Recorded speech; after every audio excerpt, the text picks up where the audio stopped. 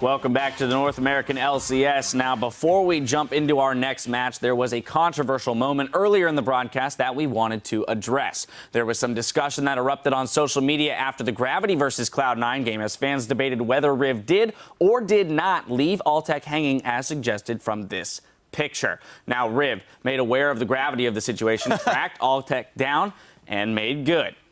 Speaking of making good. Pretty damning photograph right there. Oh, it's fixed. There it is. See? Yeah. And all is right in the world. Speaking good of on him. good. Good guy, Riv. Speaking of making good, you make a good pun. Aw, thanks. Gravity of the situation. Validation from the pun master himself. Well, now that we've cleared that up, let's send it right over to our caster desk to return us to our regularly scheduled LCS action. Thank you very much, Dash. Hello, everyone. I am Riving to Business III, giving handshakes out all day, taking over the caster desk for our last two games with Aiden, Zyrene, Moon. And what a few games we got for ourselves here. Get to see what CLG can do if they can keep it going. Yeah, I definitely want to see what happens these games. But Dash, turn back now, because if Freak is giving you validation for your puns, you don't want to go that way. You don't want to go that way. We are, however, heading into our fourth game with Teammate taking on Counter Logic Gaming. And it has been nearly a year since he stepped down from the LCS. But Nien is back. It's fitting that his first game pits him against his former teammates here. Yeah, and this is a matchup that Nien's been looking forward to himself, as well as everybody else. Now, Nien, he was feeling confident on Twitter, and he tweeted he's anxious to dumpster double lift. but then he backed down. Verbatim. He got a little cold feet there. On his initial trash talk, he backed up, and he was saying, double lift, you know, he is better than me, and he respects him. But I want to see what happens there on the Rift. Leave it all out there. Because last week, Teammate, they looked like a team that needed another voice in their lineup. Cali Trolls, he got really fed on Aurelia. He got really fed on Aurelia versus Liquid. And then they started baiting a Baron, and they didn't clear out the vision adequately. And then they fought in choke points, and the fed Aurelia went around the team fight. It took forever. So if Nien was there, this very vocal player, what could he have done there? So Nien, he has been a very large voice on the teams he's been in since CLG. I want to see if he can bring his voice to Teammate and help their shot calling out. Well, we'll get to in just a chance. Team 8 as well are still on the hunt for their first win. But on the other side of this match, CLG have once again started the split strong and started the day tied for first with an undefeated 2-0 record. So it's going to be tough for Team 8. As Jat said at the start of the day, CLG, Golden Age, you can get those signs back out from earlier in the spring split. CLG, they're still in the honeymoon phase, though. Everything is going really well, and everybody's feeling confident about their new teammate, especially Pobelter in that mid lane. He's been feeling great about this change. Aframu himself, when we had that interview with him on the desk, he said, it's good to know that we have damage that will show up to these team fights and be very present, very, very impactful in these games. And that's especially important against Team 8 because they're all about the team fights. And with Nien in the roster, who's another team fighting AD carry, it's just going to be more blood. Confidence among all of the teammates is absolutely necessary for the team fights, and hopefully teammates has that in control. Let's check out the starting tunnel too. On the lineup on the blue side. It's Team 8. That's going to be Cali Trolls in the top lane, Porpoise in the jungle, Slushy in mid, Nien now at AD carry, and Dodo on support. And on the red side, it's Counter Logic Gaming. In the top, it's Zion Spartan, Smithy in the jungle, Pobelter in mid lane, double lifted AD carry, and Afromu on support. I feel like this is going to be a great game where we have Trace Teacher on the side of Team 8 as the coach, and Zix Low on the side of CLG here as we're about to get in a champion select. Heard recently that the team for Cali Trolls kind of corners him into the champions that he is good at playing right now. Not the ones that he wants to try and kind of go off in a game with, but ones that he has to say, this is going to work for these reasons, and that's what we'll do. And then the team kind of agrees with that. So a little bit different structure. And we're seeing a lot of top laners being able to play exactly what they want. And right. Speaking of playing exactly what you want, Afromu's not going to get that this game.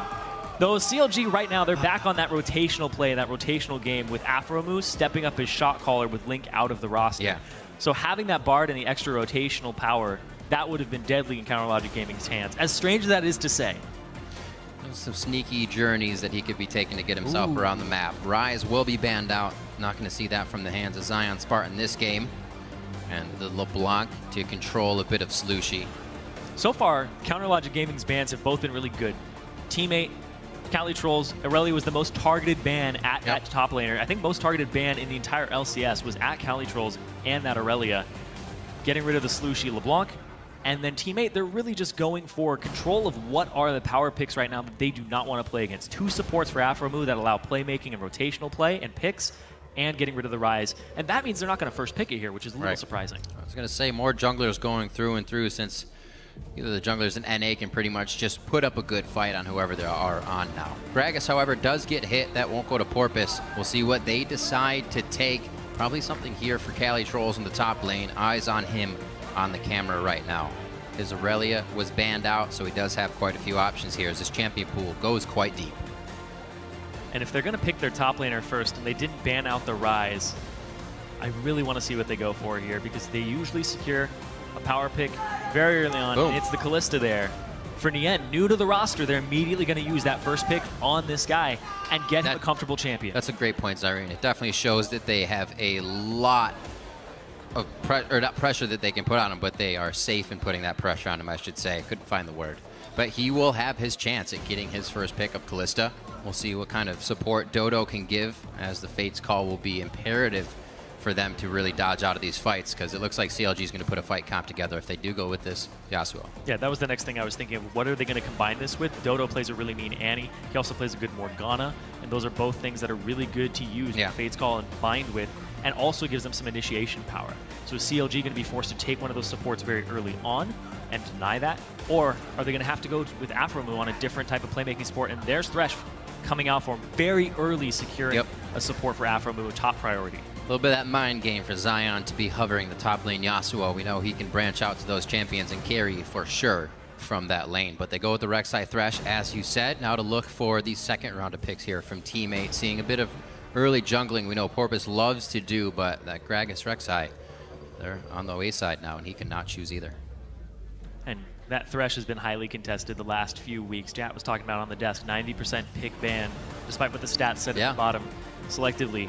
So the Thresh pickup here for Afromu gives him the playmaking potential, gives him the initiation.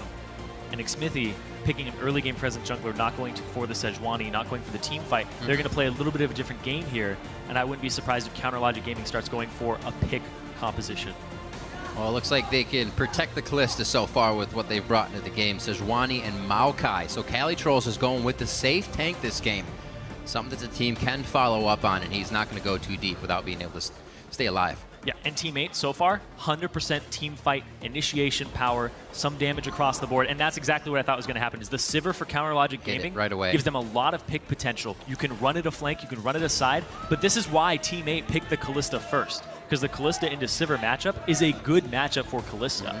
So Nien against Double Lift, he said he wanted to dumpster him. He might get his opportunity to, unless CLG lane swap. He may. He did kind of retract the statement, but I'm sure it still lingers there in the back of his mind. You get the chance to, you're going to absolutely take it for Nien to take down Double Lift. Waiting for the last 2 picks here from Team 8 as we round out the 4th champion select of the day. It's been pretty quick, back and forth. A lot of red side wins today as well. See if that helps CLG out any with the momentum of the red. Could be the Yasuo here coming in for Slushi. Haven't seen too much of that from him. More control mages in that mid lane. We're just going to see more round out whatever this team fight composition is going to be. The Ziggs, the Nautilus, both very good pickups here for this team that wants to start fights. They want to poke and soften people up ahead of time. They do have the weakness, though, of what Crepo was talking about, the Exodia composition. All the parts need to be together in order for it to operate effectively. The Maokai in a side wave is not going to be that great. And Counter Logic Gaming, they have a lot of options here for their last pick. They could go full pick comp and have Pobelter play something along the lines of Kassadin. They could go for Twisted Fate here as well if they really wanted that global pressure. And that's very potent. When you have a TP, you have a Rek'Sai, you have a Sivir, and you also have something that is teleport capable in the mid lane. There's a lot of pressure on the map at all times, and if CLG get any outer ring and turret, any turret down, any of the 3, there's an immense amount of pressure in that lane. And they're going to go for poke here in their last pick. I was going to say the Twisted Fate might actually be something here, but Pobelter does go for the poke. Kassadin even came up before Varus may have, but we have seen quite a bit of this from other regions, most recently again as well. So Pobelter knows how much it can affect the game and how much you can control the lane as well. Just pushing it right back at Ziggs or right back at Slushy so he can't push you into your turret. This is really good because the linear wave clear of Varus is very strong. Yeah. So he's not going to get shoved in by a Ziggs. He has siege potential, he has poke potential, and team fight at the same time. So Counter Logic Gaming, very good last pick there to round out this composition and give them that mixture of physical as well as magic damage across the board so they don't fall into the trap of a double AD. Great mobility as well. Seeing Smithy on Rek'Sai, you have the Sivir, you have the Rumble with a bit of speed up, and they can all get around these big tanks of teammate if they get these brawly death ball fights. Maokai, Sejuani, Nautilus, yeah, they're going to try to peel you, but if everybody's running around with the Sivir ultimate, it's going to be very hard to attack onto those people and shut CLG down. Zixlol and History Teacher giving a quick shake before they head to the back. As the teams get ready for this game, you can let us know who you think will come out on top by tweeting either hashtag T8win or hashtag CLGwin to @LOL Esports. We're about to be heading into the game quite soon as CLG looks to keep a good record going. Wonder if History Teacher tells them any history-related things, motivate them. Trench warfare, guys. That's what this is all about. Eisenhower once said, I don't know if that's his voice. No, probably not. Probably but not. Speaking of trench warfare, though, Nian, every time we've seen him in Challenger, he's typically in a lane swap. Last time I saw him, it's all about lane swap. Get to that late game. Get to the point where Nian can actually be relevant in these team fights. Right. And Zion says Nian is an AD carry that gets by with a little help from his friends. Let's listen. I've seen him do really well on hyper carries like Jinx. He's kind of a player that just loves to farm a lot, so I think if he gets all that farm funneled into him, he can do a good job. But leading up to that point, he requires a lot of his team to set up for him. So I think it depends on how well teammate works with Nian as their main carry. And that's a very good thing to bring out. Bringing in someone like Nian, or in general, someone that requires a lot of farm, changes the dynamic of a team, if that's not already the way you funnel your resources. Okay, and especially a team that has always been Cali Trolls is a threat, Slushy's a big threat, Porpoise Pops facilitates the top and mid lane. Yeah. Now you have another lane that we could consider actually a very high threat with Nian. See where they get in here. Going to see an obvious ward in the bot lane as both teams get what they want out of their forward wards here. Let's see what the jungle pathing can really trick either of these junglers into making a wrong move, though. We saw it a little bit earlier with move. Pretty tricky. Yeah, that was really just the execution of Cloud9 in that situation when there was a ward down. Really caught them off guard and put them in a lose-lose situation. When you end up in that 4v3 in the middle of a lane, there is no winning scenario there after you've gotten to that point and they beat you there. Got to do a lot of wishing. Yeah, I said it on the desk. You had to be there about 30 seconds earlier to make anything happen. So you already see the rotation up here from Double Lift and Alpha. They may actually run into a few members of Team 8. They are on that red right there. Counter Logic Gaming don't know that Team 8 is still in their jungle. And it's actually a lane swap too, and they're going to get both of the Krugs in the top lane. Dodo's going to get taken fairly low here. Ooh, oh. Didn't see the Warren image, no ping coming out. May see him on the exit there. Double Lift hovered down a little bit, so they have the idea that they're in the same lane for sure now. Interesting little start there here. Let's see if this pays off for Team 8. Porpoise getting quite a bit of what he wants. The big thing they're going to get out of this is Xmithy is still heading towards his topside jungle to look at his raptor, look at his red, look what is still there, and it's going to waste some of his time. A big womp womp, that's for sure. He's going to check. How many does he check, though? Does he go for all three, or does he decide they've taken these, I need to head out? And he does. Yep. He doesn't even try to go for Krugs right now. Yeah, he hasn't even done his blue yet. He just got his Gromp done and his Wolves, and then he moved straight up. That was actually that side of the jungle. pinged as well by Team 8. Nicely done by them. Keeping control on Xmithy just by timing knowledge here. So all the safety in the lanes to them if they want to even go a little bit aggressive here. But things are still slow just 3 minutes into the game. Xmithy will come out of this still pretty healthy, but how much impact he'll be able to have now here. A little behind. Yeah, when the situation happens, though, it's all about what is Porpoise going to do with his advantage he has. And honestly, he doesn't know he has this advantage just yet, because usually the jungler will go to your red. They didn't have any wards really around it. They have wards now on the sides. So he's figuring now red's he knows. down. Now he knows. Now he knows. So now he sees that he's half HP, Boris Pop's half HP, Xmithy level 3 going into the jungle. He puts down the ward, and now, there we go. Yep. Now we're going to see what happens with these Raptors and in that area. Knowledge to everyone here. Porpoise already pinged over that he was making the move to come back in and save his Raptors. Good push in here from Pole Belter. Kind of kept Slushy at bay for a second, giving Smithy some time to work with here. Only going to see Porpoise on it. Still actually hasn't taken the buff from the Raptor yet. This is really greedy from Porpoise Pop. Smithy's going to get this buff no problem. You can see Pole Belter is chunked Slushy kind of low, and he shoved the wave in. It's all about that wave clear. If Pole Belter hadn't picked something with early wave clear, he wouldn't be able to pull off this move as effectively against a Ziggs. It's a great job as well by Zion Spartan in the bottom lane, making sure that Cali Trolls can't come up and help either. Really good just early pressure on the lane, setting CLG up a few steps ahead. Nothing but 100 gold yet, but it's the motion that they're trying to stop Porpoise taking that red early, and then the whole top side of the jungle. Seems like Smithy's fighting back already. Speaking of fighting back, Cali Trolls. Here comes Smithy, though. Smithy was on this side of the jungle. He hasn't left it yet. Burning down the tree. That red buff's going to get on him. It's going to force a flash. The TP's already down for Cali Trolls. They just put a little more hurt. So that's 11 seconds and a long walk now for Cali Trolls to come back to the lane. 5 minutes in, and that's going to be a kill going over to Zion Spartan on his Rumble. Very nicely done by CLG to start things off early. Very strange tracking of junglers this game. Yeah. Everybody seems to be losing track of each other. Do I have this advantage? Do I not have this advantage? Porpoise Pops forced to back because of low HP. Smithy knew he was completely safe to stay, take the red, take the Krugs, and then he's like, oh wait, Cali Trolls went in. I don't even need to finish these, and then go, and he gets his first blood in that bottom lane to his top laner, Zion Spartan. I was going to say, before all that came out, that this is actually pretty favorable for Team 8, the fact that they're in a game against CLG. They didn't get lane swapped on. They were able to call it. That's true. And CLG's not getting an advantage off the rotational play. But now, if it's not Afro move flying around, it's going to be a Smithy in the jungler's face, apparently. Not really something we have seen from him, as you were saying, but looks like it worked out here for kill number 1 and about 1,000 gold lead. Still, a bit of a freeze here by CLG in the top lane as much as they can to deny Nien farm. And that's 42 to 29 already, and I don't think it's going to get any easier, Simon. No, not at all. In that mid lane, you're talking 54 to 38. Yeah, too. Ziggs versus Varus.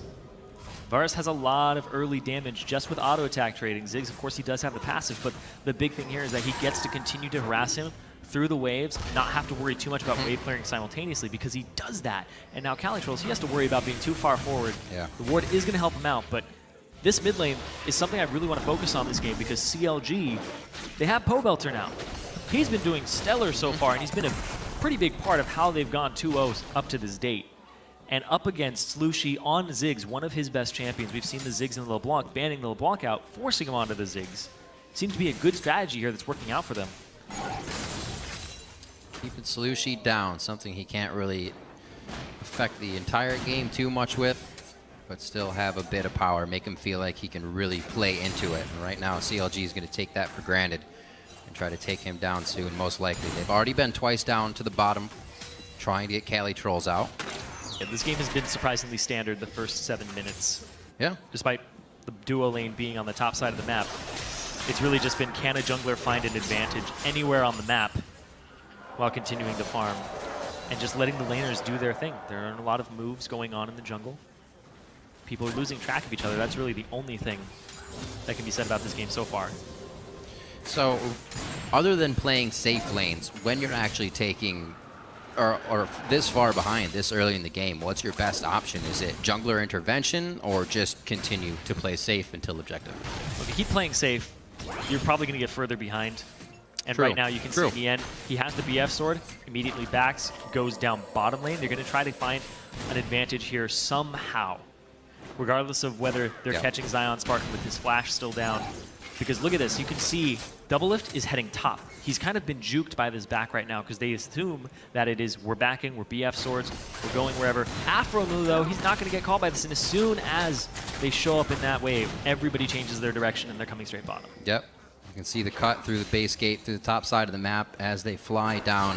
A bit of CS here can be grabbed by Nien, but it's going to factor in the same way it did when the lanes were duoed.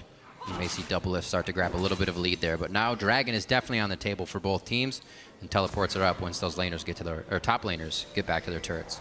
And this is actually kind of a tiny thing that actually plays a lot into this because Afromu, he wasn't walking straight towards the lane. He was covering the option of if they do go bottom, right, I'm already halfway there. Doublelift starts walking there. Afromu is able to give him a long distance lantern and help speed him up through a lot of terrain.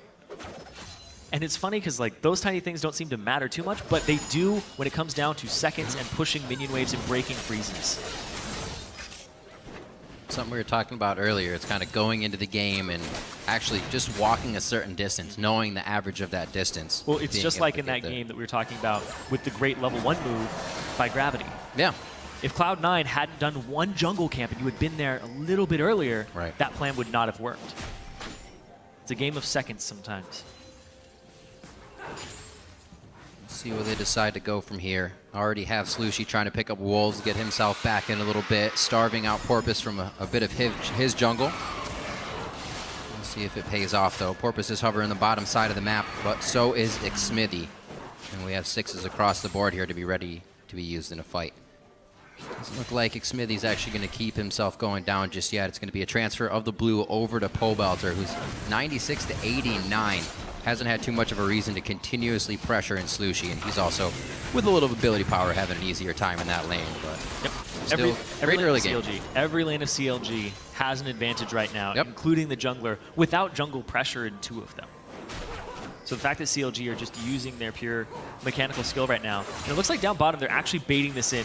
Porpoise Pops is there, but they have a Thresh Lantern. We'll see what happens. I was going to say, very interesting that Porpoise hasn't been down here more. That Kalista pick was first for Nien. They're going to put a lot of priority into that. And here's the first time they actually try to do something off of it. Yep. Almost. And that's going to be a waste. A few flashes, I believe. Just after moves. Yep. One flash, Fate's Call, and these. TP. TP's the biggest spell that was really used there alongside the flash. Good call. Definitely something that Zion Spartan can use. He almost has his penetration boots up on that Haunting Guise, which would make for a very nice dragon fight advantage here for CLG. Quick hop over the wall from Xmithy, and he is in safety. Nien taking a lot of damage there, but Doublelift had already backed off, thinking the engage would come from the side of Team 8. Almost taken down Nien there. Yeah, you always have to be cognizant of the Sejuani over the wall, flash, Arctic Assault, throwing out the Bola. Xmithy lied to me today. I saw him in the bathroom just before the game, and I said, "What are you going to play?" And he turned around and he smirked at me, and he goes, "Sejuani." And I was like, "I think you're lying." And he did. He did. Definitely faring better on this Rek'Sai. It's good to pivot and champion select.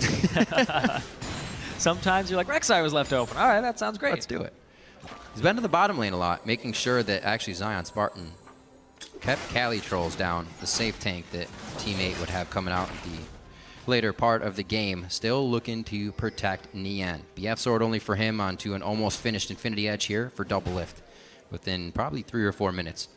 He's looking. Actually just went back to buy, so maybe a fight, maybe the dragon. Yeah, the CS difference is equating to about 400 gold difference between AD carries and jungle.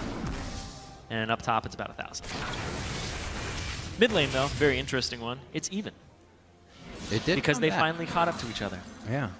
And you can see a lot of that is because Pobelter, he's been getting the blue, he's been shoving up, but Slushy's really been stepping up now. Taking all the side camps that he can. Still, Porpoise managing to keep himself in range of Xmithy's farm. It looks like they do want this bottom lane. Aframu just able to walk right in. The Lanterns was taken in, but I don't think they're going to be able to get a kill. No, they get Zion, or Nien rather, as Zion comes in with the death sentence from Aframu, and they're all going to get an assist on that. The kill going over to Xmithy. The time in the bot lane is paying off no matter who's there. At that point, it's really just take it for me so I can Fates call you back out. Instead, Nien eats the hook, and that's going to be some wave clear there from Slushy, but really, the fact that CLG is able to pull off a move like that, you know the TP's down from Cali Trolls, just converge bottom, the opposite side that you see Cali Trolls on the map, and you're going to get a play like that off of the engage, and if Aframu's landing hooks, you're definitely going to get those kills. And now everything going in CLG's favor. Top turret, grabbed by Cali Trolls. His perseverance pays off there in that lane against Zion, but the Dragon, #1, picked up by CLG here, just 13.5 minutes in. Looks like we got Cinderhulk on both sides with a bit of a different path. But Sightstone just picked up by Xmithy, so you can expect CLG to start pushing that vision forward, start being a bit more aggressive. Ooh, very close to being able to take down Slushy. The flash in from Cali Trolls as well. And it looks like they are going to try to get this one down. Zion Spartan comes in. Cali Trolls can't do much. thought Slushie was going to be able to help his teammate there, but Cali going a little too hard once again. Now Mega Inferno Bomb down from trying to clear the bottom wave, so he doesn't have it for that fight. Porpoise Pop's not in the area to throw down his ultimate either. This is a team fighting comp, and I talked about how they all need to be grouped up when they're having these engages, and if they're having these half-hearted, half-attendance game team fights, it's not going to work out for them. Home guard is now finished along with the Sork boots for Zion Spartan. You can see the impact he had in that fight. And now they are going to start denying all the resources that they can. Counter Logic Gaming staying very steady at the clip they have been kind of taking down teams and being able to put themselves in the lead these games. Very methodical in their ways so far this split. But isn't that the way it always is in the beginning? Something seems to change when it doesn't have to halfway through the split, and then everything just gets altered. And they're just going to get this top turret, too. They haven't even had to back since those last fights. Yep. We'll see if they can prevent that this split. So far, so good. Looking to take a perfect record here in the first 2 weeks, at least on day 1 of week 2. 3-0 as they start off 15 minutes into the game. Looks like some of the CSs have been equaled out, just that mid lane and the junglers. But top and the AD carry, somewhere Nian was quite outspoken about. Definitely not working for him. Yeah, Slushie caught up in CS. He was getting a lot of the wolf camp. He's clearing the wave and spending his time on clearing raptors, clearing wolves, getting whatever scraps of CS he can to keep up with Pobelter. So far it's been working, but those turrets falling, that extra turret falling into the hands of CLG, and that kill to Pobelter is really going to deter that a tiny bit. But I want to talk about, Smithy's right now, he's sitting at 100% kill participation, but it's only 3 kills so far in the game. It's been a pretty low action game. Right.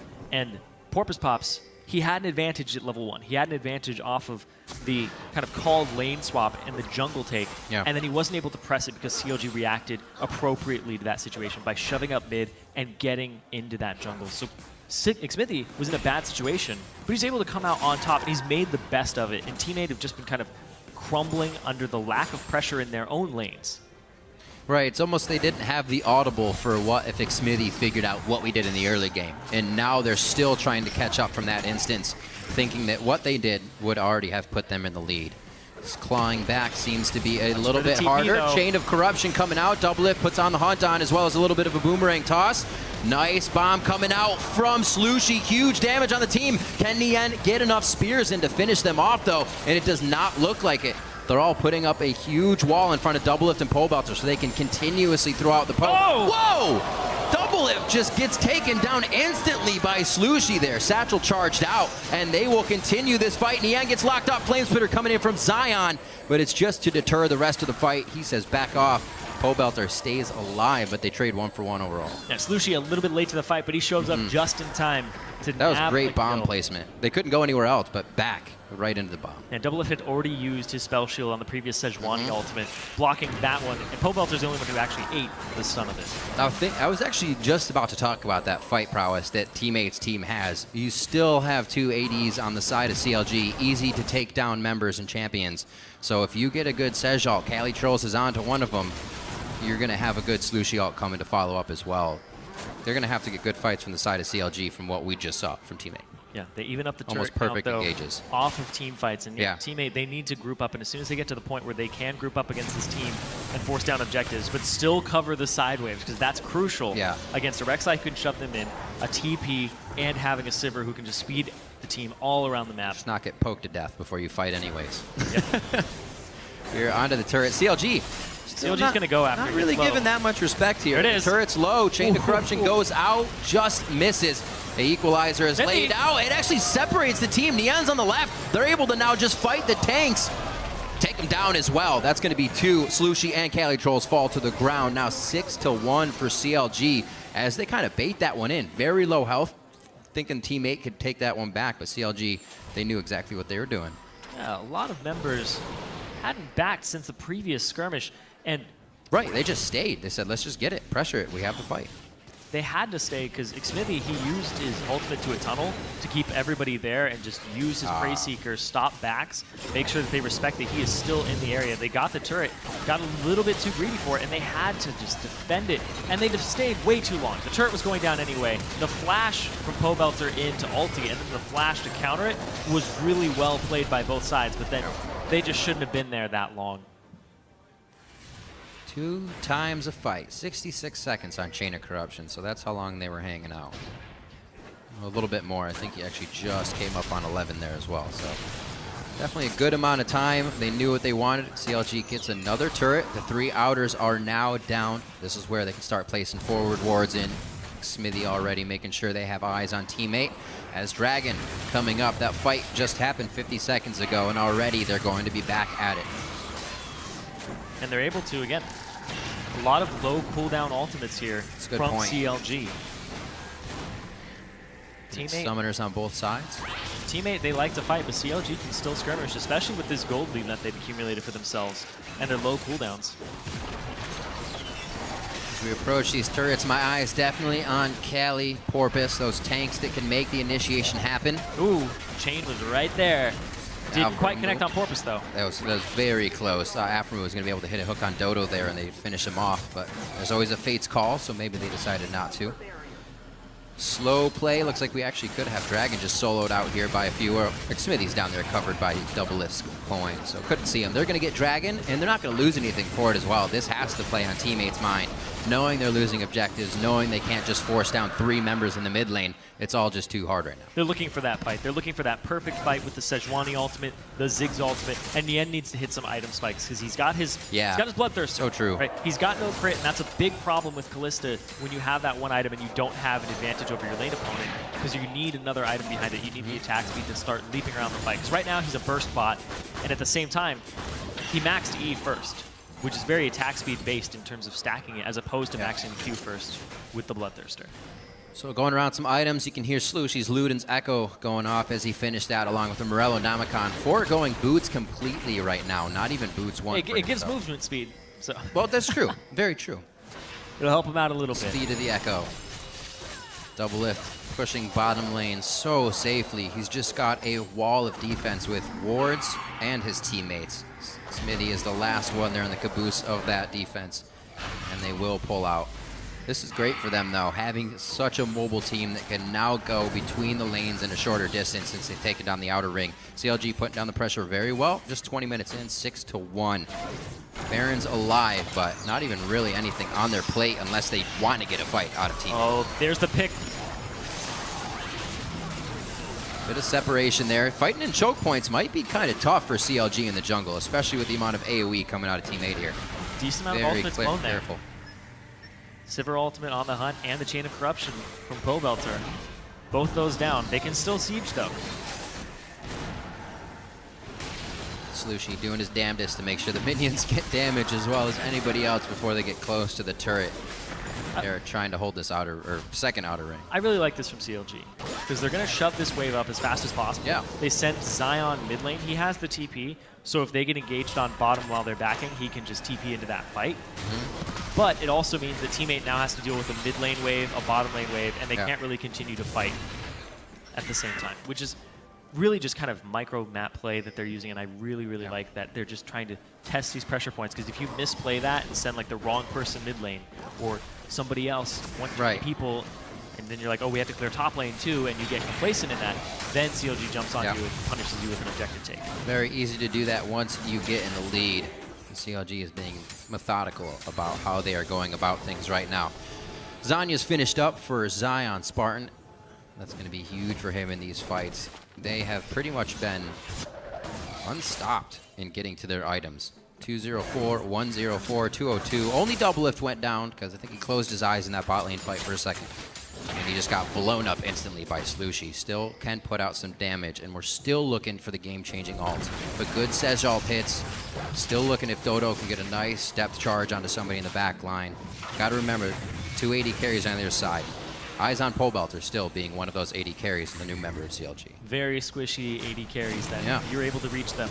And that's why I'm surprised that we don't see a second item, Righteous Glory, coming out from Porpoise Pops to help facilitate these fights. Going for the Giant Spell, possibly do a Randuin's to deal with the double 80 carry. But so it does look like it's that time. They want to bait this out.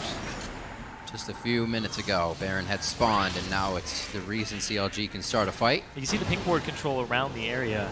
And last time teammate lost a game last week, it was off of going into a Baron choke point, even when they had the advantage. So right now, they're just going to play the CLG pick game, Afro move, looking for those hooks, looking to start the fight. They do have Sivir though, so if somebody's out of position, they just run them down. Still so difficult to fight. Even their tanks aren't that tanky yet. Porpoise does have that extra Giant's belt on him, but Calitrolls is double ringed in that lane to try and stay alive from McSmithy, so his items have been put back as well. Just sitting on a bit more health. They have to back away from the majority of these fights right now. 2 minutes on Dragon, something else CLG will be able to sink their teeth into when they want. See what kind of items can come out of Teammate here to kind of mitigate the damage from CLG. See the Aegis onto Dodo. Gonna help a little bit. I mean, Zion's doing a lot of damage, but... Well, it's only gonna help against one person. Right, yeah, exactly. Interesting buy there. But keeping alive, he is a powerful Burn Rumble. it down. It's going very quickly. You can see right there in the bottom left corner, 1,000 They HP. come. Oh! Bomb goes out, and that's the smite the to fight. Smithy. Fates call in, Fates call out, and nobody can follow up actually on Porpoise's Sejuani ultimate there. Afromu gets out still, and Afromu hits back. A little bit of that flame damage probably to pop over onto Dodo and get the kill for himself. Kill secured. Zion Spartan trying to flame spitter over the wall. I believe he just, no, he did not try to flash actually. That was the rest of the team. There he goes, now though. on to them. Nian and Slushy getting cooked up in the frying pan. Actually pops him forward for another hit there on the harpoon. And Zion Spartan making his way through. Another teleport to come up big on the fight. And Team 8 were almost kind of forced to keep checking that. CLG knew what they were doing. Yeah, as soon as they went to the opposite side of the map, it was an open Baron, open season there with all that damage that they have with double AD carry. It can shred extremely quickly, especially since you don't have a tanky top laner. You have a top laner that's just contributing more damage to taking down that Baron. They had so many pink wards around it. You can see 3 in it, and then they saw entrances, all the entrances to the Baron. The execution of the fight, though, was quite interesting, because Pobelter's Chain of Corruption really stopped the follow-up engage from the Sejuani ultimate. Yeah. Goes down, good ultimate from Slushy. Dodo a little too far forward, and this, you see right there, a little bit off to the side, everybody's fanned out, but look at that, Nian can't jump anymore. He's got the Chain of Corruption on him. Slushy gets Chain of Corruption then, he can't follow up. And that's how Afromu gets out with his life, and then they continue the fight. It looked like they wanted to back out, but Zion Spartan was just ready for more, and Nian forced the flash very early on because of the distance that Afromu had created. Melted. That's where the flashes came from. Looked towards the top of the river, and I saw Zion come in. Thought he hit the wall, but he knew exactly what he was doing. Scrap shield to catch up, take down 2 more members, and now 9-1. That 1 kill still being on the double lift. Went over to Slushy. All the other members of Teammate hoping to pick up a few of those here as they defend the base. Counterlogic Gaming not giving up anything, though, other than that 1 kill and just a few turrets here in this game. 3 dragons to their name, 27 minutes in as they start knocking on the front door of Teammate's base. And Xmithy just feels comfortable enough to keep throwing Prey Seekers in and allow the team enough vision. This is a great example of an investment playing off. You can see Xmithy, he got the kill onto Zion Spartan early. Zion Spartan, 100% kill participation now. He's making such great TP plays. Yeah. When you get the Baron buff back and then TP back into the fight off of the Empowered Recall, you know that player is definitely grateful for that first gank. He is just going off this game. Zion Spartan is having an amazing game right now. He's at the power point where he's just shredding through both squishies and tanky targets, because the tanky targets still are not tanky just yet. There's an Aegis of the Legion, but that's about it. You can see there's a Spectre's Cal for Calitrolls, but now he's facing double AD carry. He has to prioritize armor at some point. Righteous Glory onto Calitrolls. He can't really get in with the team. A very nice Six bomb coming in. Double lift goes down. They can get back onto Pobelter. He may as well. Xmithy tries to tunnel out. Nice flame spitters harpooned over the wall from Zion Spartan as he cooks him up on the Rumble Equalizer. Pobelter, Eagle Eye taking down Calitrolls as he tries to step away from the fight. But CLG did not get through that one cleanly. That was so close for CLG. You can see everybody's health bar flashing on their lineup, all their damage dealers, one of them even down, and they can want it more. I think this is going to be Afromu going down. It may be a 1-for-1. Zion Spartan may make it another. Xmithy with the Void Rush in as well for a little bit of assistance and security for the team. Looks like it's going to be a final wave clear by these guys, and they will be gone. 13-3 there, picking up 4 kills throughout that engage. And you can see the Righteous Glory there for Calitrolls very early on. And that's what I was expecting from him. Yeah. That's why Porpoise Pops didn't go with it first time. That's actually my bad on calling that one. Because, yeah, you can see right there, just so much damage. The Zonia's pop from Zion at a really good time. But this hook over the wall to just keep Nian over the fire. He was the big damage threat that was going to be persistent throughout this fight. Since Lushi was running low on mana, if Nien had not eaten that hook, if he was able to stay alive, that would have been a completely different fight. All the cooldowns and everything coming up as soon as CLG needs them for these ones. Great hooks, great chains, and Xmithy being able to void rush back in as well. So you have pretty much 2 teleports if you need guys to come back into the game. Zion's just about to be up, and Cali Trolls is up right now, but they'll be walking throughout their base, so he does not need to use it. Power in numbers right now for Team 8 as they try to find a little room to create an option for themselves. It's a very small window that they're trying to get through here, but something has to happen for them, or CLG is just going to push down here within the next 5 or 10 minutes. Yeah, now that they're at the point where it's 10k gold advantage, they're standing in a brush that's warded. The 10k gold advantage, despite having a compositional difference, is very hard to overcome. It would have to be an absolutely perfect wombo combo onto the key members to get Pobelter off the field and to get Double Lift off the field. And then, as time goes on and they buy QSSs, it's going to be even harder to execute on that type of play. And when you're just banking on that one play, it's very predictable. And you could see when CLG did the Baron and they fanned out, and only one person in a spell shield got hit by the Sejuani ultimate. That's the type of play CLG is going to have, because if you see it coming, it's so easy to predict and prepare for with your formation. Easily denied just with one spell their entire attack. It's what we saw before at Baron. See what happens at the bottom side of the turret. Now that CLG starts to spread Team 8 thin. Nice ultimate onto the turret. They're going to be able to fight this for a while. I still see Cali Trolls going down, but he lives. Little photosynthesis for him.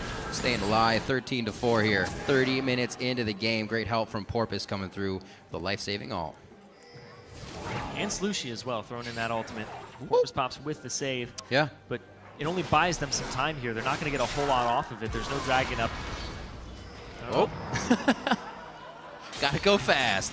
Oh, after all that. Go this way. Oh, he ran away. Go this way. Which way did he go, George? He wants it so bad. Cali.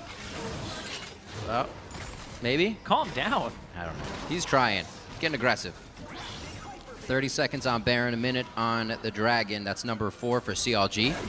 That just seems like frustration to me. That seems like we're 10k gold down. We have to make a play. We have to find a way to get back into this game, whether it's a hero play or not. Well, I'd say yes. Yeah. I'd say go for that. For hashtag take that fight. It's the new thing. See Slushie at the turret. You still have Nien for a bit of wave clear, but with the sheer power of CLG right now, that wave clear is still getting to the turret. They're not able to get the minions away fast enough. It resulted in 4 kills in favor of CLG last time. It was at an inhibitor. So it's only going to be harder to guard these outer turrets. CLG actually giving a little bit of breathing room, though, as the objectives start to spawn here. And they get their wards back into place. Once again, the pink ward formation for CLG around the Baron pit. You can see how they ward it up. They ward up in that first bush that you would expect people to ward. They ward on the opposite side of that wall so that they can get hooks. Yeah. And if somebody walks up and tries to clear it, they get this type of fight. Wasn't this the fight they pretty much exactly took as well? Right to the Baron, straight up the river. A lot of damage, however, onto the back members of Counterlogic Gaming. Those are the ADs getting hit, but you see the tanks spread, and they still have a crap load of health on them. 16-4 now, 32 minutes into the game. Team 8 trying to march to the beat of their own drum as they take down mid, knowing they'll lose Baron, but they'll get a bit more pressure and maybe a good fight that puts them on an inhibitor soon. It's going to be very, very hard for them to find that advantage, but right now they're doing what they can to keep themselves. Good to cut your losses, but TP is still up from Zion Spartan. There it is. Oh, it's going to be the cutoff. It's either the cutoff and kill, then the Dragon, or they just let the rest of the team kill him. The attacks from Nien. He has to go over the minefield. Hit by the first one, hops the next 2, and he is going to be quickly cooked up. Rest of the team goes after Slushie. They're going to be quickly onto Nien as he tries to hop over the wall. It's just one harpoon and one flame spitter. Zion Spartan's been really on top of his play this game. Yep. That's an investment as a jungler myself, that you gank a lane and then he takes over the game. You're like, that's my boy. That's my boy. I saw him minute 3. And now he's everywhere. Happy to gank for him, pick up his kids from school. It's just that kind of guy. It's just that kind of guy. That's like when you pick up your kid from school and then your kid's the next day is immediately like the CEO of a company. Whoop! Chain of Corruption. Don't worry, it's like one of the most missed ultimates in the game. You don't have to the width on that ultimate travel time. There's the first inhibitor turret going down here as CLG starts to put their foot down. Very nicely played. The same spot where they caught a fight just a few minutes ago. And 5-0-6 pole belter, 9-0-7 Zion Spartan. Everybody playing very well. And if it was questions and eyes on pole belter for that new mid laner, we've seen him in multiple, fight situations. The 1v1 with Cali Trolls that he came out on top of. He's definitely providing the damage that the team says they know he can bring to the table. The fact that he's able to hold up versus a Ziggs in lane on Verse. Yeah. And put him actually behind in CS, forced to go to his wolves over and over again, which stops him from roaming to side lanes, roaming to help out his team. And Porpoise Pops really had very little impact this game. In the early game, he had an advantage right off the start. As you're saying, that aggression helped a lot because Slushy wasn't able to help Porpoise when Xmithy was like, hey, my entire red side is gone. Well, let's travel. Exactly. When your entire red side is taken as a jungler, you feel really bad. But then to go to the other side and check it and be like, oh yeah, I guess I get his now, even though I'm like a minute behind on my route. And then you still get it. It's a really... And then you kill bottom lane. It's a strange feeling. You feel like you shouldn't have been able to get away with it, but you did. You just don't tell anybody. Yeah, especially with the help of your mid laner, who just shoves the wave up and stops the other mid laner from Look at that. on you.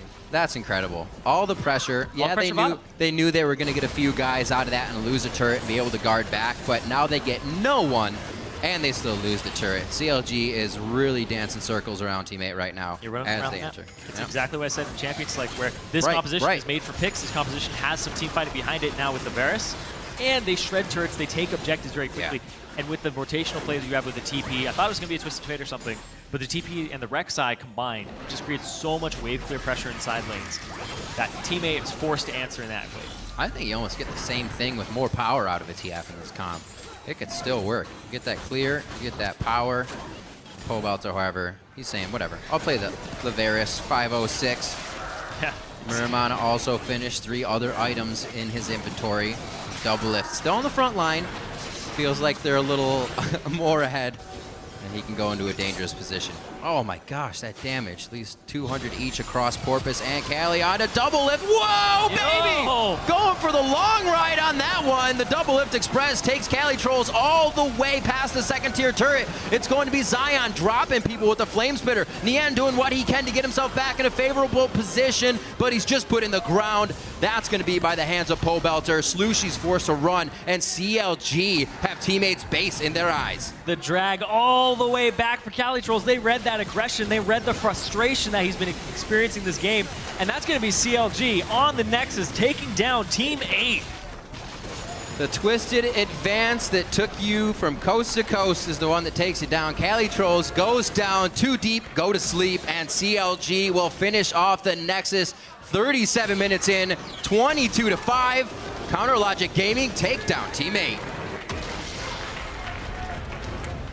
And that was just a display of what they could get away with in that early game. And then snowball it. Zion Spartan played that beautifully from start to finish, from the laning phase, setting up the part where he looked vulnerable. Smithy comes in behind Cali Trolls, and they just snowball from there. And that put Team 8 in a situation where they were slowly but surely losing every lane. Porpoise Pops had to put his attention across so many different points, and CLG having the pressure in every lane, bringing it home for a victory. What a game. Looking across the board just at the kill participation, 19 from Zion out of 22 kills, and you kept saying it, the word teleport, over and over again.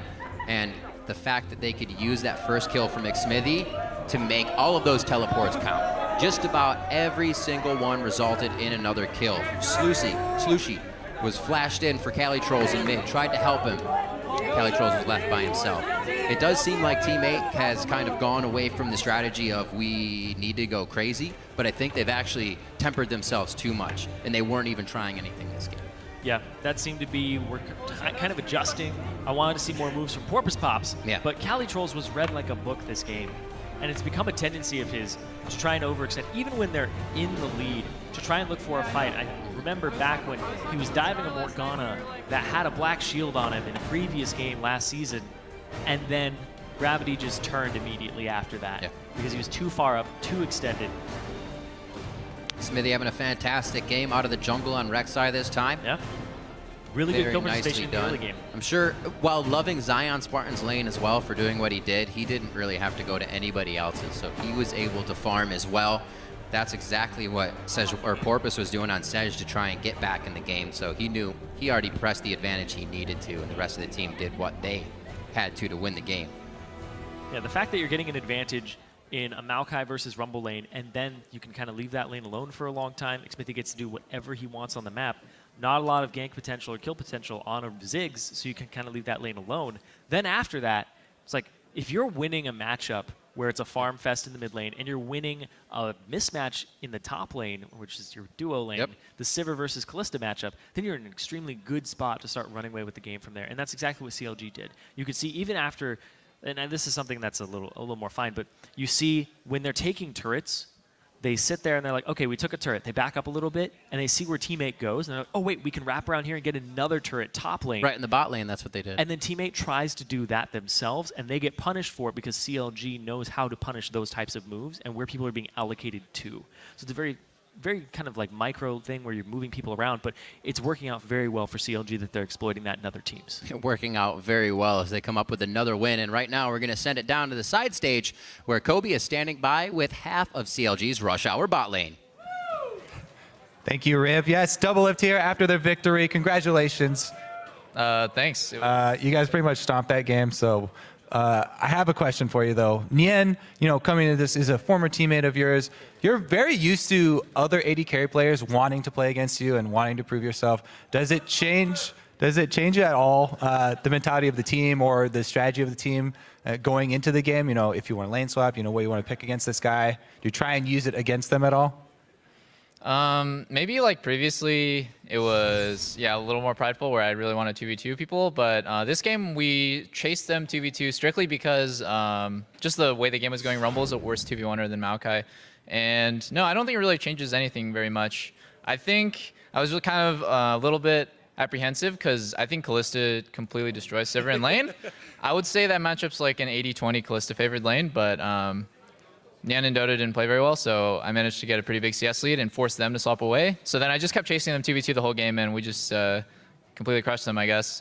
Their only saving grace that game should have been bottom lane because Kalista Nautilus is so good, but they didn't play it out as well as they could have, so yep. Yeah, you guys had a really clean game, strong shot calling. Another, one of the changes that you guys made in the offseason, Link leaving, has that affected your shot calling at all? You guys look as clean, as crisp as ever. How accurate are the calls? How has the transition been without, Link there? I think that transition has been pretty good, actually. Pobelter's really good. He's a carry mid laner, and he's just really strong. That game, he was doing ridiculous damage, and looking at the charts, he was like 37,000 damage done. He was like twice as much as the second most. So, I don't know. Pobelter's really good for the team, and I think the team, the way we're operating now is just a lot better. I have to get used to it, because before we used to play off bottom a lot. Nowadays, we don't play off bottom like pretty much at all.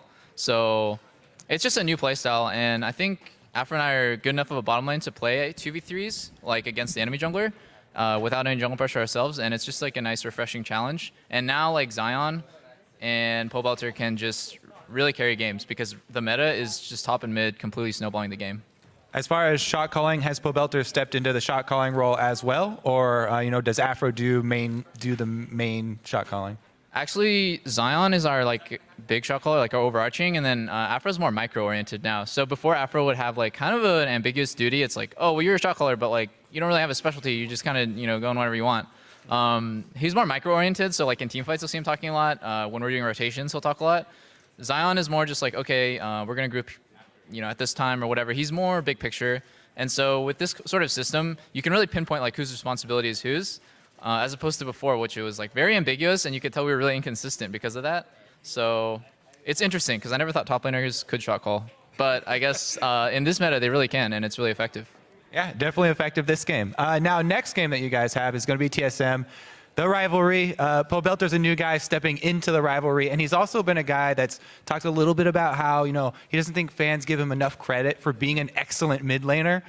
Do you think that he is more excited to step into the rivalry and prove himself against Bjergsen, the number one in North America? Yeah, I think Pobelter, I don't want to put added pressure on the poor guy, but he's got a lot to prove. So I don't know. CLG versus TSM is always going to be hype, and our coach actually also like enhanced the hype by I don't know. He just talked to us about it, and it's a lot of pressure, I guess, for us to win. I guess we'll just have to see, because I think Eugene or Pulitzer, he's super good, and I think he can beat Bjergsen for sure. All right, we will have to see tomorrow. Until then, we're going to send it over to the guys at the desk now. Thank you, Kobe. And gentlemen, when I look at that game, essentially what it comes down to, or what it feels like, is a simple outclass on the side of CLG over Team 8. Across all lanes, we saw advantages taken pretty early on. And the thing is, I think Doublelift actually said it really well. It's kind of like a metaphor for the entire game. He talked about the bottom lane, and he's like, yeah, Kalista and Sivir, it's like an 80-20 lane. They're probably supposed to win it. He said, but they didn't play it very well. And you actually saw in team fights with like a 10,000 gold disparity. You're like, all right, but the Sejuani ult hits, and the like Maokai goes for a ride and like locks up everyone with the W, and the ult's on, and like the Ziggs ult comes by, and like Nien's there for cleanup. But of course they got too far behind, right? Like they got outclassed individually, really good plays being made by CLG, and you know, composition-wise, the lanes should have been good. Composition-wise, the team fights should have been good. But you got to see kind of the impact of player skill. Yeah, and it's kind of an unfortunate theoretical matchup when you're taking CLG with Zion Spartan versus Team 8 with Cali Trolls, especially with the struggles that Cali Trolls has been having lately, where he will overcommit to things. He's having trouble finding the right spot on the map to be, whereas that is what CLG excels on last split and this split. It's beating you to the punch rotation-wise, freezing the lanes in the right spot, and early on, by the time they swapped back, it was 75 CS to 50 and a 1 kill advantage for Zion Spartan. And then he knew exactly what to do with that, because time and time again, Cali Trolls was making the wrong decision, and Zion Spartan was making the right one. And this is a very interesting point to explore, and Doublelift kind of hit on it in the interview there, that he feels mid and top are more of the carry-centric roles now, as opposed to the ADC in this current meta. Well, Zion Spartan, we've already said it so far this split, one of the best top laners in North America. That's a huge boon to CLG and, you know, how they might do this split. Yeah, I mean, I think as far as, you know, top and mid lane go, I still say that CLG have top 3 in both those roles as far as solo lanes go. I mean, Doublelift now from Mu, easily a top 3 bottom lane as well. I mean, there is a ton of just individual skill out here. As far as emphasis being on the top lane, I mean, I think we can still see successful AD carry focused teams. I mean, the funny thing is we're seeing marksmen show up in the mid lane anyway. So as far as like people who shoot arrows at you a whole bunch being successful, well, guess what? Pabelta proves that AD carries are quite good. But yeah, as far as you know, focusing hard on getting your solo lanes ahead, sure, that works fine. I mean, we used to see teams focus a lot on top lane, and it just wouldn't be very effective because their top lane is on an island. But it seems that teams are very focused on team fighting, much more than before, compared to like 6 months ago or something. So that teleport to show up every 5 minutes is actually all you really need. So this Rumble, who just team fights every once in a while, is great to have all your gold on. Well, I think that's the point. The idea that a well-off top laner can influence the rest of the map with a teleport is finding itself more useful than just a straight-up, you know, 1 or 2 kill advantage AD carry. Right. The team fights are farther apart. Thus, you know, that if you only show up once in a while, you know, as a function of like relative to how often people fight, top laners are there more often. Yeah, exactly. It's necessarily about this specific game, but one thing just with the holistic meta right now, with so many tanks being in the game, if we're thinking about Cinderhulk junglers, Rek'Sai, and Gragas, someone's got to kill him, right? And it's generally not the AD carry with when they're hitting their power spikes. So therefore, we're seeing more potency put onto those other solo laners, because especially the mid lane right now, with the Cassiopeia, the Azir, or even the Varus, just repetitive poke before they can get engaged on, are the ones that are actually able to kill the Cinderhulk tanks. And I think that's one of the big reasons we're seeing mid and top focus right now. All intents and purposes, great game for CLG. I do want to hit on Team 8 real quick, one thing, which is that we are seeing Porpoise Pops get shut down a little bit, and it's something that in the spring split we really applauded him for, was his ability to apply pressure around the map, him and then Slushy performing as a solo laner. This is not happening for them anymore, and it seems to, it's appearing to be a big issue for them when it comes to powering up to get to those team fights that we know they do perform well in. Yep. I mean, this was the thing, is, you know, Team 8 were, you know, almost a playoff team last split around. It was basically off of Slushy, hard carrying, and Porpoise having a string of very good games. Now, to be fair, teammates had a pretty hard schedule. To my recollection, it was TSM and CLG as 2 of their opponents so far. Played Impulse, Team Liquid, and now CLG. Yeah, okay, so they fought like 3 of the very best teams in the league, right? Like, CLG looked like the number 1 team in the league. Impulse top 4 last split around. Team Liquid also tied first place in the league. Like, these are very difficult opponents, and it's very easy to look outclassed. I don't think, Team 8 are one of those top 4 teams, but if we see them against, easier opponents, they might look a bit better. As far as their performances, yeah, okay, Slushy's still doing fine. He looks about as good as ever. He traded with Powell. That's pretty good, to be honest. And we're not seeing Porpoise a lot on these early aggressive champions. We got to see a Rek'Sai game, but he went back to Sejuani. And when you're against a really good team, against a slow early game jungler, you're not going to have a lot of impact. And, CLG closed him out. So, if Team 8 still wants to have a similar performance where they go 6th, 7th, which I think they can do, and that's kind of what they look like to me, they need to start doing that kind of stuff against like the new Cloud9, maybe Gravity, maybe Enemy, things like that. All right. Well, as their schedule gets a little easier, we'll see if they can put some wins up on the board. Coming up after the break, we'll see if Team Dignitas can take down Team Dragon Knights in our 5th game. The North American LCS returns after this.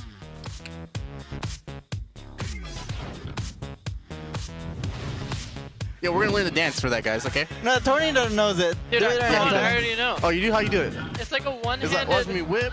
Right? No. Oh. You like throw your arm up like you're driving. 17, it's 30. it's the whip. Like this? Very nice. Next bomb coming in. Doubleth goes down. They can get back onto Pobelter. He may as well. Like Smithy tries to tunnel out. Watch this. They're on the left. I'm gonna go on these guys. They're on me. They're on me.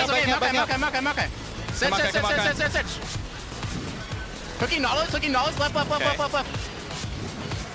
All right, that's fine. Don't. Should we do it? Callie on a double lift. Whoa, baby! Going for the long ride on that one. Counter Logic Gaming takedown, Team 8.